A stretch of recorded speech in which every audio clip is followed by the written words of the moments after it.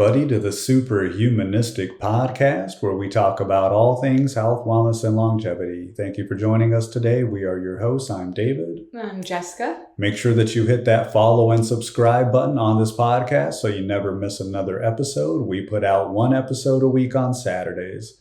Also, check us out on YouTube if you'd rather view and listen to this podcast. And also check us out on Instagram for additional content. And if you're getting value out of this podcast episode or the podcast in general, please share it with someone that you love so that they can also be healthier and happier as well. Last week, we talked about sunlight and basically how there's an epidemic when it comes to humans not getting enough sunlight because we're spending about 93% of our time indoors, whether that's in your car, your office, or your home. So if you want to learn more about the impacts of that and ways that are practical to start basically doing the opposite of that, go back and listen to last week's episode. Yeah, today's episode, we're actually going to get into how we can sharpen our minds, not through complicated routines or expensive supplements or biohacking labs, but through 3 deceptively simple daily habits. Exactly. These are habits that improve mental clarity, emotional control, and overall cognitive performance. Think of them as kind of those foundational practices that really help the brain operate at its best. Yeah, and the best part is they only take a couple of minutes a day.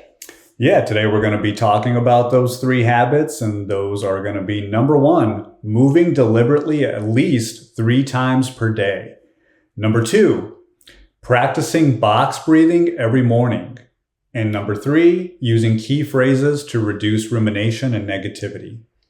So getting into number 1, moving deliberately at least 3 times a day.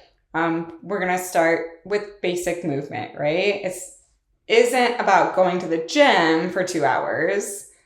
Right. This is really just about those intentional movements, those short bursts of activity that wake up your nervous system and refresh your brain. I know, for example, part of my morning routine is to do a quick 10-minute ab workout. So like you mentioned, it's not getting into some crazy workout right away. It's doing some intentional movement for a small amount of time in the morning. Yeah, and we've said this on our previous episodes. It continues to come up, but research really does show that movement increases our blood flow, which then in turn increases or has a positive impact in our brain. It improves our mood, and then it also boosts our focus. But here's the key. Do it deliberately. So you're looking to do that again 3 times per day. You'll do a pause and then move with intention.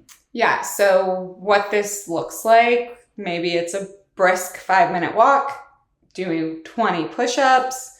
You could do a quick stretch routine, a few minutes of jumping rope, or simply walk outside and get some sunlight. Yeah, think of it as pressing the reset button on your brain. If you've been sitting for hours at your desk inside your office, your cognitive performance really drops in those moments. So even a few minutes of movement can restore that mental energy. Yeah, so I like to think of it as micro workouts for your brain. Morning, midday, and evening. 3 intentional resets. Your mind sharpens when your body moves. All right, getting into habit number 2, the box breathing every morning. So I know part of my morning routine is doing some form of meditation. And throughout my meditation, I will focus on my breath. And with that, sometimes it means box breathing. So one of the most powerful and underrated tools for mental clarity is breathing. Yeah, we practice a few different breathing techniques. I know we like to do Wim Hof pretty often throughout the week. I personally do it before I go to bed, and you typically do it then as well. Mm-hmm. But we're going to be talking about something a little different this time, and that's specifically that box breathing. This has been used by elite performers such as athletes, special forces, the military, because it really quickly stabilizes your nervous system. Yeah, so how does it actually all work? You're going to focus on inhaling for 4 seconds. 3, 4. Hold it for 4 seconds. Exhale for 4 seconds. 3, 4, and then hold the exhale for 4 seconds. Yeah, and then you're going to repeat. So basically you want to picture yourself tracing the sides of a square as you breathe. You inhale, hold, exhale, hold. Doing this for even 3 to 5 minutes in the morning dramatically changes your mental state. So why? Let's get into that. Because it shifts you out of that reactive, stress-driven state and into a calm, focused one. Your mind becomes clearer and your decisions become much sharper. Instead of starting our day in chaos, checking our emails, scrolling through Instagram, reading news or emails, reacting state, you actually start your day under control. Think of box breathing as calibrating your brain for the day that's ahead of you. So, habit number 3 now, using key phrases to reduce rumination. So let's talk about something that quietly destroys our mental clarity, and that's rumination. Yeah, those are those endless loops of negative thoughts that we can sometimes get into. You're kind of replaying those conversations that took place either earlier in the day, yesterday, the week ago, a year ago, whatever that might look like for you. In the future, you're imagining all the worst case scenarios that could possibly happen. You're really beating yourself up over things you really can't control or change. Yeah, our brain loves loops, but we can interrupt them with something very simple.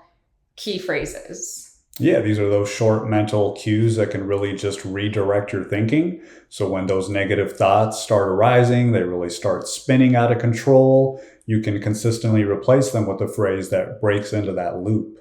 Again, part of our morning routine is playing a video that has some positive affirmations. So if none of these ones that I'm about to go through resonate with you, there are tons of different YouTube videos out there that have affirmations. You can find one that helps you and that will sit well, that you can repeat throughout your day as well. Some of the powerful ones, though, are not helpful. Just simply saying the words, "This isn't helpful," when a negative thought comes into your mind. Let it go. Next thought. Focus forward. And what's the next action? Yeah, these phrases act like a mental circuit breaker. So instead of feeding that rumination, you can interrupt that loop. Over time, then, our brain learns a new pattern to observe the thought and then move on. Yeah, I know this happens to me sometimes. I get into an imaginary argument about a situation with somebody else that hasn't even happened yet or something like that. So you don't really need to win an argument with your thoughts. You really just need to stop giving them energy. Yes. So bringing all of these hacks together now, let's recap the 3 habits for a sharper mind. First, don't forget, move deliberately at least 3 times a day to give your brain that physical reset. Second, practice box breathing every morning. Start the day calm, focused, and in control. And next, you're going to go ahead and use those key phrases that we talked about earlier to stop that rumination, interrupt those negative thoughts, and interrupt that loop. So individually, these habits are very simple. But together, they create that's really something that's powerful. It's a mind that's clearer, calmer, and much more resilient each day. And that's really what being superhumanistic is all about. It's not becoming superhuman overnight, but building the daily habits that will help us to operate at our highest levels. All right, that's what we had for you today. We thank you for joining us. Again, make sure you hit that follow button on this podcast so you never miss another episode. Also, check us out on YouTube and Instagram. And if you enjoyed this episode, share it with someone who also wants to sharper mind. That's super important as you go through life. So that way you can be more superhumanistic. We'll see you next time. Bye.